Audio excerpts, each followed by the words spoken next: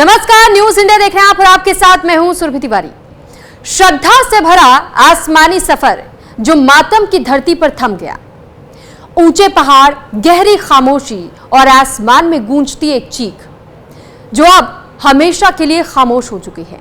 उत्तराखंड की वादियों में उस सुबह सूरज जरूर निकला था, लेकिन कुछ घरों में कभी रोशनी नहीं पहुंची। एक हेलीकॉप्टर जिसने सिर्फ लोग नहीं, उनकी आस्था, उम्मीदें और सपने कई सवार थे। गौरीकुंड से त्रिजुगी नारायण के बीच कहीं आसमान से टूटा और 7 जिंदगियों को हमेशा के लिए थमा गया। क्या यह हादसा था? क्या यह लापरवाही थी या बस नियति का क्रूर मजाक? देखिए रिपोर्ट।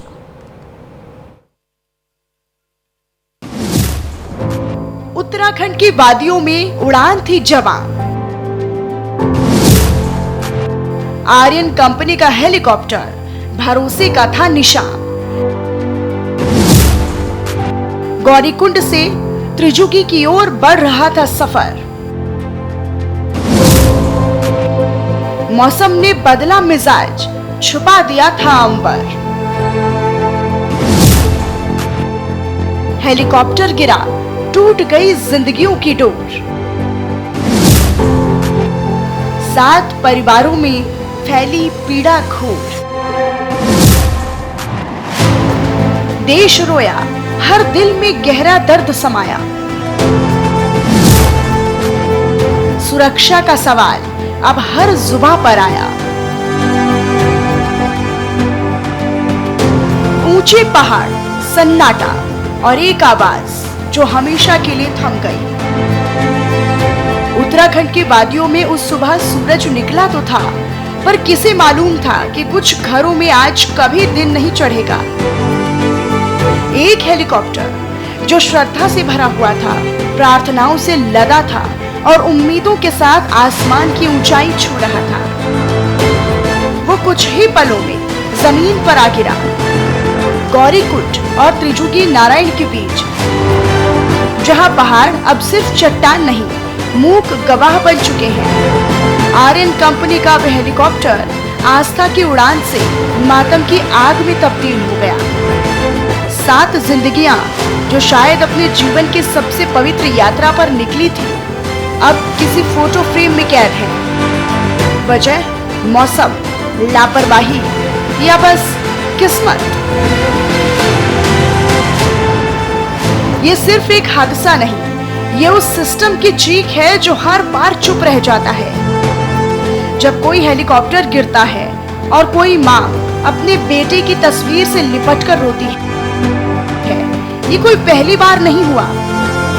आपको बता दें कि ये उत्तराखंड में कुछ वक्त में ही दूसरा हेलीकॉप्टर हादसा है।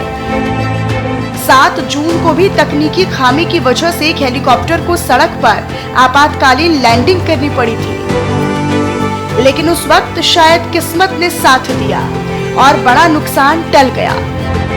लेकिन सवाल ये है कि यह हादसों का सिलसिला आखिर कब थमेगा?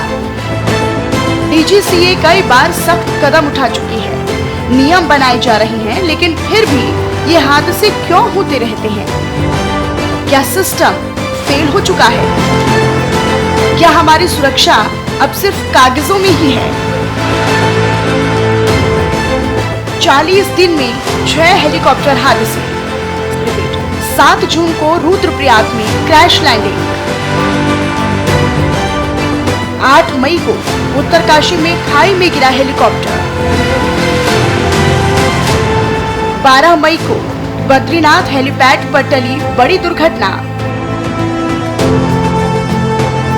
17 मई को संजीवनी एयर एम्बुलेंस की क्रैश लैंडिंग। ये हादसे सिर्फ खबरें नहीं, ये हमारी खुद की हार है। जब आसमान टूटता है तो क्या हमारी जमीन इतनी मजबूत है कि वो दर्द सह सके? अब वक्त है जागने का, सवाल करने का और वो कदम उठाने का जो सिर्फ दिखावे के लिए नहीं, बल्कि हजारों जिंदगियों को बचाने के लिए हो। ये तस्वीरें, ये टूटे हुए परिवार, ये कोई आंकड़े नहीं, ये हमारे देश के दिल के टुकड़े हैं।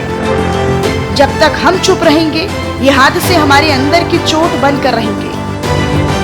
अब आखिरी मौका है आवाज उठाने का, सच के लिए लड़ने का और बदलाव का, वरना ये पहाड़, ये आसमान फिर बनेंगे उस दर्द के गवाह जो हम खुद पैदा कर रहे हैं। न्यूज इंडिया के लिए अंबिका वत्स की रिपोर्ट।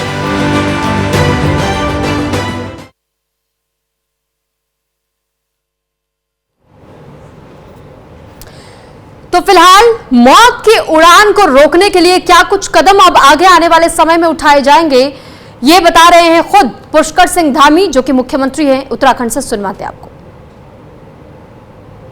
तहसील लेते हुए हमने तत्काल एक आपातकालीन बैठक बुलाई है और उस बैठक में निर्देश दिए हैं कि एक सख्त एसओपी बनाई जाए, जिसमें किसी भी कीमत पर जो हमारे डीजीसीए के रूल हैं, मानक हैं, उनके मानकों के साथ किसी भी प्रकार का कोई भी ढिलाई न बरती जाए और जो उच्च हिमालयी क्षेत्र हैं, उच्च हिमालयी क्षेत्रों में चलने वाले पायलटों को उसका अनुभव हो, ये एविएशन कंपनियां भी सुनिश्चित करें। एक कंट्रोल एंड कमांड सेंटर यहाँ पर स्थापित किया जाए और जो इस घटना में दोषी हैं, जिनके कारण से घटना हुई है, उनको तत्काल उनके खिलाफ सख्त कार्रवाई की जाए। और आज और कल 2 दिनों तक सभी एविएशन कंपनियां और डीजीसीए और यूकाडा और एआईबी सब मिलकर पहले एक बार पूरे आगे की हेली सेवा के लिए समीक्षा करें, तत्पश्चात ही हेली सेवा को चलाया जाए। आज और कल हेली सेवा नहीं चलेंगी। और इस पर हमें ज्यादा जानकारी देने के लिए इस वक्त डॉक्टर सुमित सुशील जी हमारे साथ एविएशन एक्सपर्ट जुड़ चुके हैं। सर, बहुत स्वागत है आपका न्यूज इंडिया पर। डॉक्टर सुमित सुशील जी, सबसे पहला सवाल आपसे यही है कि जिस तरीके से लोग एक उम्मीद के साथ में इन हेलीकॉप्टर्स में बैठते हैं कि समय की जो अवधि है चारधाम यात्रा करने के लिए, वो अगर अपने घरों से निकले हैं तो वो थोड़ी सी अवधि छोटी हो जाएगी, समय पर वो केदारनाथ धाम तक पहुंच पाएंगे। ऐसे में हेलीकॉप्टर की सेवाएं खास तौर पर कई लोग लेते हैं, कुछ लोग अपना समय बचाने के लिए, कुछ लोग अगर किसी प्रकार से बीमार हैं और वो चढ़ाई नहीं चढ़ पा रहे हैं तो वो हेलीकॉप्टर का सहारा लेते हैं। लेकिन वो भरोसा कैसे कायम रखा जा सके जब इस तरीके से बार बार हादसे होंगे? ये इस साल बहुत ज्यादा हादसे हुए हैं और जिसे मौसम भी बदला है, मतलब लास्ट मोमेंट में वेदर चेंज के कारण भी कैप्टन फ्लाइट करने से मना कर रहे हैं। मैंने खुद पर्सनली मैंने एक्सपीरियंस किया है कि कुछ फ्लाइट्स जो है लास्ट मोमेंट कैंसिल किया जा रहा है हेलीकॉप्टर का, पर पैसेंजर का प्रेशर भी बहुत ज्यादा होता है। मतलब आप देखिए, हमने देखा है कि हेलीपैड्स में आके पैसेंजर हल्ला करते हैं कि एयरक्राफ्ट कैसे भी हो हमको लेके जाइए। तो डेफिनेटली ये प्रेशर अगर वो नहीं हैंडल कर पाएंगे जो एयरलाइन ऑपरेटर हेलीकॉप्टर ऑपरेटर्स है, तो इस तरह के हादसे होते रहेंगे। बिकॉज हेलीकॉप्टर को time to time repair maintenance की जरूरत पड़ती है और कहीं ना कहीं जो हेलीकॉप्टर ऑपरेटर्स है कुछ पैसा बचाने के लिए कहीं ना कहीं कॉम्प्रोमाइज कर रहे हैं वो। सर, सवाल यह भी है कि उत्तराखंड में केदारनाथ धाम तक पहुंचने के लिए कुल 9 हेलीपैड्स, 9 विमानन कंपनियां, और इसमें हर दिन बताया जा रहा है हर दिन लगभग 300 या 350 तक की उड़ानें होती हैं। ऐसे में अगर इन हेलीकॉप्टर्स को समय ही नहीं मिलेगा मेंटेनेंस का, तो फिर इस तरीके की घटनाएं तो आम होती चली जाएंगी। ये तो सही बात बोले आपने, क्योंकि कहीं ना कहीं देखो हेलीकॉप्टर का पैसेंजर कैपेसिटी होता है, मतलब 5 सीटर है तो उसमें वेट का मिनिमम दिया होता है कि मिनिमम इतना और मैक्सिमम इतना वेट कैरी कर सकते हैं। कहीं ना कहीं पैसेंजर्स को ज्यादा भी ट्रैवल करवाया जा रहा है। जैसे हमने देखा है कुछ जहाँ पे 5 सीट का फैसिलिटी है वहां पे 6 सीट को अरेंज किया जा रहा है उसमें और ट्रैवल कराया जा रहा है, जो डेफिनेटली जो रूल्स के अगेंस्ट में है, जिसके ऊपर जांच होना चाहिए। ठीक है सर, क्योंकि हेलीकॉप्टर की अगर तकनीकियों को हम समझे, खासतौर पर जब ब्लैक बॉक्स का जिक्र आता है, जो दुर्घटनाग्रस्त हुआ है अभी ये हेलीकॉप्टर आर्यन बेल 407 इसे बताया जा रहा था, लेकिन आर्यन एविएशन को इस वक्त सस्पेंड कर दिया गया है पूरी तरीके से। क्या सस्पेंशन एकमात्र उपाय है कि ऐसी दुर्घटनाओं से बचा जा सके? आप सबसे पहला सवाल तो यही खड़ा होता है, क्या आपने पहले से तकनीकी खामियों को जांचा क्यों नहीं? आप ये हवाला दे देते हैं कि वेदर कंडीशन बेहतर नहीं था, लेकिन VT-BKA पिछले 15 दिनों में 3 दुर्घटनाएं हेलीकॉप्टर क्रैश को लेकर के उत्तराखंड से सामने आती है और ये तीनों ही VT-BKA ही ये मॉडल्स थी। तो सर, ऐसे में क्या अंदाजा लगाया जाए कि इन हेलीकॉप्टर्स में कमियां थी या वाकई वेदर कंडीशन माना जाए?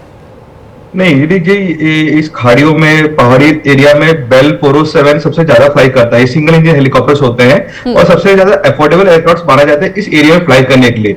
और इस एयरक्राफ्ट में ज्यादा क्रैश का कोई रिकॉर्ड नहीं रहा है। जैसे अभी कुछ दिनों से मतलब कुछ महीनों से हम देख रहे हैं कि बेल 407 में इस तरह का एक्सीडेंट्स हो रहे हैं। नॉर्मली ये सारे हेलीकॉप्टर्स इलेक्शंस में भी फ्लाई करते हैं, पर जो पायलट्स होते हैं पहाड़ों में फ्लाई करने के लिए वो एक्सपर्ट होना चाहिए। नॉर्मली सारे जो हेलीकॉप्टर ऑपरेटर्स हैं वो पहाड़ों में ऑपरेट नहीं करते। बहुत सारे हेलीकॉप्टर ऑपरेटर्स हैं जिनका मोर देन 8 से 10 हेलीकॉप्टर्स हैं, पर वो सिर्फ बोलते हैं कि हम प्लेन में ही फ्लाई करेंगे, हम हिली एरिया में फ्लाई नहीं कर सकते, क्योंकि उसके लिए अलग स्किल्स की जरूरत पड़ती है। क्योंकि वहां के जो मतलब टेरेन्स होते हैं वो बहुत ऊपर नीचे होते हैं, तो उसमें बैलेंस करना बहुत मुश्किल होता है। तो नॉर्मली जो एक्स एयरफोर्स फाइटर पायलट्स होते हैं वो इस एरिया में फ्लाई करते हैं। ठीक है डॉक्टर सुमित, क्योंकि अभी आपने कहा कि ऐसे टेरेंस में फ्लाई करने का अनुभव होना बहुत जरूरी है। राजवीर सिंह चौहान पायलट का नाम बताया गया। राजवीर सिंह चौहान के लिए कहा जाता है कि वो रिटायर्ड इंडियन एयरफोर्स से, वो इंडियन आर्मी में पहले लेफ्टिनेंट कर्नल के तौर पर रिटायर हुए, वो इंडियन फाइटर जेट्स भी उड़ा चुके हैं और इसके साथ साथ में वो ऐसे हेलीकॉप्टर्स भी उड़ा चुके हैं, उनके मेंटेनेंस के लिए भी काम कर चुके हैं। 15 साल का तजुर्बा था उनको हेलीकॉप्टर उड़ाने का। तो अगर आप ये कह रहे हैं कि इन टेरेंस को लेकर के जानकारी होनी चाहिए, उन्हें उस बारे में भी पता था, वेदर कंडीशंस के बारे में भी बेहतरीन नॉलेज रखने वाले व्यक्ति बताए जा रहे थे, जब सब कुछ प्रॉपर था, पायलट पूरी तरीके से ट्रेन थे, तो फिर आखिर ये दुर्घटना हम कैसे मान लें कि वेदर कंडीशन की वजह से ही हुई है? पहाड़ों में लास्ट मोमेंट 2-2 मिनट में जो वेदर चेंज होते हैं वो अनप्रेडिक्टेबल होता है। इवन एयर ट्रैफिक कंट्रोल जो वेदर देते हैं उसमें भी लास्ट मोमेंट में चेंजेस आते हैं। तो ये जो एयरक्राफ्ट है, जो ड्यूरेशन था इस एयरक्राफ्ट का फ्लाइंग का, वो हार्डली 5 मिनट का था। उसके बाद ही लास्ट मोमेंट में वेदर चेंज हुआ, जिसके कारण एयरक्राफ्ट कुछ आधे घंटे तक इसका एयरक्राफ्ट हमको मिला नहीं था। एटीसी ट्राई कर रहे थे कॉन्टेक्ट करने का, तो लास्ट मोमेंट वेदर चेंज ही इसका एक अभी कारण बताया जा रहा है। और अब तो इसका जो इंक्वायरी होगा तो सबसे पहले इसे लॉग बुक एंट्री चेक किया जाएगा कि क्या इसमें कोई मेंटेनेंस का पहले इश्यू था, क्योंकि ये बहुत इंपॉर्टेंट होता है। बिकॉज जो ऑपरेशन चारधाम ऑपरेशन चालू करने से पहले एक बार हम चेक करते हैं पूरा, और रेगुलर चेक होता रहता है। हर टेक ऑफ फ्लाइट से पहले हम चेक करते हैं। पर आपने देखा होगा कि आपने जो यात्रा का बताया 300-350 पैसेंजर हर दिन एवरेज फ्लाई कर रहे हैं, तो डेफिनेटली टाइम बहुत कम मिलता है उस टाइम चेक करने का। तो अब तो जो एग्जैक्ट रिपोर्ट है वो तभी वहां पता चलेगा जब इसका जांच पूरा कंप्लीट होगा। सर सवाल तो ये भी आ रहा है ना कि एक रिपोर्ट के हवाले से जानकारी सामने आई है, ये कहा गया है कि उत्तराखंड में बीते 1.5 महीने के अंदर जिस तरह से अब तक हादसे हुए, हेलीकॉप्टर क्रैश के मामले सामने आए हैं, उसमें लगभग 30 लोग अपनी जान गंवा चुके हैं। क्या इन 30 लोगों की जिंदगी की कीमत नहीं थी? क्या तकनीकी खामियों को पहले से जांचा नहीं जाना चाहिए था? हर बार क्या वेदर कंडीशन ही होता है मुख्य कारण? क्योंकि कई बार तो अब तक यही सवाल उठ रहे हैं कि बीते 15 दिन में जो हादसे हुए ये सभी VT BKA थे, और इस बार जो आर्यन एविएशन का नाम सामने आ रहा है, अगर ये पहला मामला होता तो पहले मामले में सस्पेंशन आ गया, ऐसा कैसे हो सकता है? क्योंकि बीते समय से जो हम 15 दिन से देख रहे हैं, सेम हेलीकॉप्टर मॉडल क्रैश हो रहे हैं। नहीं, ये बहुत दुर्भाग्यपूर्ण है कि पिछले कई दिनों में बहुत सारी मौतें हुई है। और जो एयरलाइन, जैसे अभी सिर्फ ये नहीं, और भी एयरक्राफ्ट है, जैसे आई थिंक क्रिस्टल का एयरक्राफ्ट अभी जो हाईवे में क्रैश होकर लैंड हुआ था, उससे पहले भी तुम्बी एविएशन का कंपनी था। ये सारे जो कंपनी थे इन सबके जो लाइसेंस सस्पेंड किए गए हैं और इनके ऊपर इंक्वायरी बैठा हुआ। आर्यन के पास अराउंड 4 हेलीकॉप्टर्स हैं और अराउंड 2 फिक्स विंग है, जिसमें से 2 हेलीकॉप्टर सिर्फ चारधाम के लगाए उन्होंने। और उसमें से ये जो एक्सीडेंट हुआ डेफिनेटली दुर्भाग्यपूर्ण है। और सबसे सीनियर जो कैप्टन थे इनके, जो इस फ्लाइट ऑपरेट कर रहे थे, तो डेफिनेटली एयरफोर्स के एक्स एयरफोर्स पायलट के ऊपर शक हम नहीं करते कि इनको इस ऐसे टेरेन में फ्लाई करने की आदत ना हो, क्योंकि ये पूरे लाइफ इसी टेरेन में फ्लाई करते हैं, पहाड़ों में ही फ्लाई करते हैं। तो उसके बाद अगर ये कुछ हादसा हुआ है तो डेफिनेटली कहीं ना कहीं लास्ट मोमेंट जो वेदर चेंज है उसके कारण हो सकता है। और definitely single engine aircraft operation है, तो हमको पता है सिंगल इंजन में रिस्क तो होता ही है फ्लाई करने में, पर ये कई सालों से चारधाम में सिंगल इंजन ऑपरेशन ही चल रहा है। सर, क्या कारण ये भी माना जा सकता है, वेदर कंडीशन के इतर अगर देखा जाए तो क्या ये भी एक कारण माना जा सकता है कि अगर लिमिटेड हेलीपैड्स है, लिमिटेड विमान के तौर पर यहाँ पर जो सुविधाएं मुहैया कराई जाती है, क्योंकि 9 विमानन ऐसी कंपनियां बताई जा रही हैं जो कि पूरी तरीके से चारधाम यात्रा को मॉनिटर करते हुए ये यात्राएं करवाती हैं हेलीकॉप्टर के जरिए। ऐसे में उनकी व्यवस्थाएं, उनकी तकनीकी खामियों को दूर करने का समय कितना मिलता है, कब उनमें सुधार किया जाए, क्योंकि अगर प्रतिदिन 300 साढ़े 300 उड़ानें होती हैं तो, और साथ ही कितने पायलट्स हैं इसकी काउंटिंग भी होनी चाहिए, उन्हें रेस्ट करने का समय कितना मिलता है, क्या ये सारे एंगल्स भी इसमें हो सकते हैं? क्योंकि हर पायलट के लिए हमने जितना सुना है उनके लिए लिमिटेड फ्लाइंग आवर्स तय किए जाते हैं, अगर उससे ज्यादा हो जाता है तो फिर ऐसे में भी खतरा बरकरार रहता है कि कई बार वो मानसिक तनाव को उस तरीके से ना झेल पाए और फिर इस प्रकार से हादसे हो जाते हैं। जी सूर्या बहुत सही बोले कि हमारे पास बहुत लिमिटेड हेलीपैड है उत्तराखंड चारधाम के लिए। जिस वे में हमारा जो आबादी है जो चारधाम यात्रा के लिए जाते हैं, तो हमारे पास इसका जो नंबर है डबल से ट्रिपल होना चाहिए, कम से 20 से 30 हेलीपैड तो होना ही चाहिए। और जो कंपटीशन है वो सिर्फ 8 से 10 हेलीकॉप्टर ऑपरेटर को दिया गया है, जो नहीं होना चाहिए, जिसके कारण आप देखेंगे फेयर्स बहुत हाई होते हैं। और यही जो पायलट्स है रोटेट कर करके फ्लाई करते हैं, हार्डली 10 से 12 घंटे के इनको गैप मिलता है रेस्ट करने के लिए, जो काफी नहीं होता, ये फैटिक में होते हैं। तो डेफिनेटली मुझे लगता है सरकार को और थोड़ा ओपन अप करना चाहिए मार्केट, और लोगों को अपॉर्चुनिटी देना चाहिए ऑपरेट करने के लिए, ताकि और हेलीकॉप्टर ऑपरेट करें, ताकि जो एक ही जो 10 एयरक्राफ्ट है 10 हेलीकॉप्टर में से 300 साढ़े 300 ऑपरेट कर रहे हैं, तो अगर आई थिंक 20 से 30 हेलीकॉप्टर मार्केट में उतारा जाए तो जो फैटिक लेवल है वो कम हो जाएगा और इस तरह के हादसे कम होंगे। ठीक है, साथ ही सर एक और चीज मैं जानना चाहूंगी कि किसी भी एविएशन इंडस्ट्री के लिए, चाहे हेलीकॉप्टर हो चाहे बाकी की तमाम फ्लाइट्स हो, तो ऐसे में उनके लिए एयर कंट्रोल कमांड सेंटर होना कितना आवश्यक होता है? क्योंकि अभी हमने मुख्यमंत्री को सुना, मुख्यमंत्री ये कह रहे हैं कि हम इस पर भी जोर देंगे, एक एसओपी के तौर पर हम ये निर्देश जारी कर रहे हैं कि सब कुछ पहले जांचा जाएगा, परखा जाएगा, उसके बाद किसी भी विमान कंपनियों को यह अनुमति दी जाएगी कि वो आगे की उड़ानें करें, और एक ऐसा सेंटर तैयार किया जाएगा जो इन सभी चीजों को मॉनिटर करे। यानी अभी तक क्या कोई ऐसा कमांडिंग सेंटर नहीं है वहां पर? ये कितना जरूरी होता है? नहीं, ये बहुत ज्यादा जरूरी होता है, स्पेशली चारधाम यात्रा उत्तराखंड में, बिकॉज उत्तराखंड में सबसे ज्यादा जो ऑपरेशन होता है वो हेलीकॉप्टर के ही होता है, चाहे वहां के वीआईपी हो या नॉर्मल जो सीआईपी पैसेंजर होते हैं, वो हेलीकॉप्टर यूज करते हैं, बिकॉज वहां पे 70% फॉरेस्ट लैंड है, तो वहां पे डेफिनेटली हमारे पास प्लेन लैंड है नहीं जहाँ पे एयरक्राफ्ट ऑपरेट कर सके। तो वहां पे कमांड सेंटर रहना बहुत इंपॉर्टेंट है, ताकि टाइम टू टाइम जो ऑडिटर्स हैं वो जाके ऑडिट कर सके, एयरक्राफ्ट की क्वालिटी चेक कर सके। बिकॉज नॉर्मली जब दिल्ली बेस होती है सारे जो अथॉरिटीज होते हैं, तो यहाँ से एक बार दिल्ली में चेक होती है एयरक्राफ्ट, यहाँ से उत्तराखंड जाती है और फिर वहां से ऑपरेट करते हैं। तो वहां पे डेफिनेटली सेंटर ना होने के कारण कहीं ना कहीं तो लैक हो रहा है।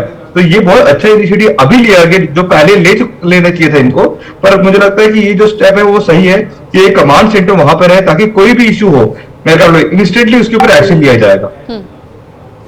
और सर एक सवाल ये भी ब्लैक बॉक्स को लेकर के, क्योंकि जब इस प्रकार के हादसे अगर हो जाते हैं तो ये कहा जाता है कि इन हादसों के बारे में जानकारी ब्लैक बॉक्स के मिलने के बाद ही पता चल पाती है। दूसरी तरफ ब्लैक बॉक्स मिलता है तो न केवल दुर्घटनाओं को लेकर के जानकारी मिलती है, लेकिन आगे आने वाले समय में ऐसी दुर्घटनाओं से बचा जा सके, क्या गलतियां हुई उन गलतियों पर काम किया जा सके, इसके लिए बहुत जरूरी हो जाता है। तो हम इस ब्लैक बॉक्स के मिलने का क्या हमें इंतजार करना होगा, तभी ये स्पष्ट हो पाएगा कि आखिर वाकई वेदर कंडीशन की वजह से हादसा हुआ या अन्य कोई कारण था? बहुत सही बात है कि जो ब्लैक बॉक्स होता है इसमें लास्ट मोमेंट कम्युनिकेशन रिकॉर्ड हो जाता है, जो कैप्टन एटीसी से बात कर रहे हैं या वो अगर को पायलट से बात कर रहे हैं, ये सारा जो चीज है ये रिकॉर्ड होता है उसमें। तो लास्ट मोमेंट की जो रिकॉर्डिंग है उससे हमको समझ में आ जाता है कि प्रॉब्लम क्या है, जो कैप्टन हमेशा कम्युनिकेशन करते रहते हैं एयर ट्रैफिक कंट्रोल से और अपने को पायलट से। तो जब ब्लैक बॉक्स निकलेगा तो उसमें हमको एग्जैक्ट इन्फॉर्मेशन मिलेगा कि क्या कारण था जिसके कारण एयरक्राफ्ट का बैलेंस बिगड़ा और एयरक्राफ्ट ये हेलीकॉप्टर क्रैश लैंड हुआ जंगल में। ठीक है, सर सवाल ये भी कि जब पायलट्स का हम जिक्र करते हैं कि वो प्रॉपर ट्रेंड होने चाहिए और उन्हें एक्सपीरियंस होना चाहिए, लेकिन दूसरी तरफ हम ये देख रहे हैं कि बहुत लिमिटेड पायलट्स है, बहुत लिमिटेड ऐसे हेलीपैड्स है, बहुत लिमिटेड हेलीकॉप्टर की ये कंपनियां हैं जो कि चारधाम की यात्राएं करवाती हैं, जबकि लाखों की संख्या में श्रद्धालु जाते हैं, हजारों ऐसे श्रद्धालु भी होते हैं जो इन हेलीकॉप्टर सुविधाओं का लाभ उठाते हैं।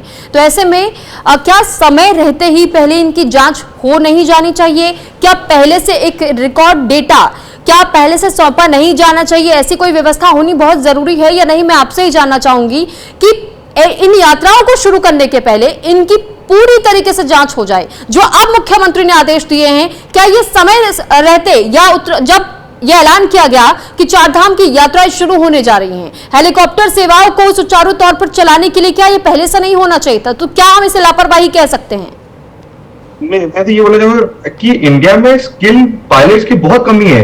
आपको जान के हैरानी होगा कि इंडिया में कोई भी हेलीकॉप्टर ट्रेनिंग का फ्लाइंग स्कूल है ही नहीं।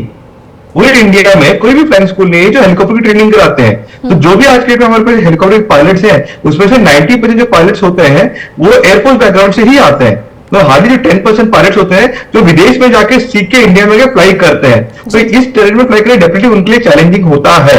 और बहुत से पायलट सामने से ही मना कर देते हैं कि हम इस तरह के टेरेन में फ्लाई नहीं करेंगे। जैसे कि आप देखिए कुल्लू हो गया, शिमला हो गया, ये सारे लैंड्स में लोग फ्लाई नहीं करते हैं क्योंकि हाई रिस्क टेरेन होते हैं। रही बात गवर्नमेंट की कि गवर्नमेंट क्यों इस पे रिस्क ले रही है, गवर्नमेंट जो लाइसेंस इनको देती है इनका बहुत लेवल में चेक किया जाता है, इनके टेस्ट पैड्स होते हैं, उसके बाद ही इनको क्लियरेंस दिया जाता है। बट प्रॉब्लम यहाँ पे ये आ रहा है कि एक बार इनको लाइसेंस मिल जाता है उसके बाद ये निग्लेक्शन में चले जाते हैं कि निग्लेक्ट करते हैं अपने सेफ्टी दायरे को लेके, जिसके कारण अब डीजीसीए इनके ऊपर स्ट्रिक्ट एक्शन लिया जा रहा है और टाइम टू टाइम जो भी इंसिडेंट होता है इनके ऊपर सस्पेंशन दिया जाता है। ठीक है सर, अभी 2 पायलट्स को सस्पेंड भी किया गया और ये कहा गया कि खराब मौसम होते हुए भी उन्होंने उन हेलीकॉप्टर्स को उड़ाने का प्रयास किया, इस वजह से उन्हें सस्पेंड किया जा रहा है। लेकिन सर सवाल ये मैं आपसे जानना चाहूंगी कि क्या पायलट्स ऐसे टेरेन्स पे खुद से डिसीजन ले सकते हैं या उन्हें किसी प्रकार के कमांड का इंतजार करना पड़ता है कि वेदर कब तक साफ होगा नहीं होगा तब तक आपको उड़ान भरनी है या नहीं भरनी है? सिर्फ मैंने आपको पहले ही बोला था कि यहाँ पे कहीं ना कहीं कैप्टन जो वहां के ग्राउंड टीम है और कैप्टन है वो पैसेंजर का प्रेशर नहीं हैंडल कर पा रहे हैं। पैसेंजर आके जब हल्ला करते हैं तो ये एटीसी के बात को नकारते हुए उस रिस्क पे भी फ्लाई करते हैं। एटीसी पहले से मना कर दिया है कि अगर आपको फ्लाई नहीं करना है, उसके बाद अगर फ्लाई करें तो उसी का नतीजा होता है सस्पेंशन। ये चीज तो वो ऑर्डर को डेफिनेटली स्ट्रिक्टली फॉलो करना चाहिए, जो कहीं ना कहीं वो नहीं किए जिसके कारण ये हादसे हुए। मुझे लगता है कि जो ऐसा इस बार जो एक्शन होगा, जो गवर्नमेंट भी एक्शन ले रही है डीजीसीए, अगली बार इस तरह की गलती करेंगे नहीं क्योंकि इसमें लाइफ थ्रेटनिंग रिस्क हो जाता है ये सब चीज को। ठीक है सर, और अगर हम सुधारों की बात करें तो फिर सर सुधार के तौर पर इसमें और क्या कुछ उपाय आजमाए जा सकते हैं? किस तरीके से इन कमियों को, इन खामियों को दूर किया जा सकता है, इस बारे में भी जानना चाहूंगी।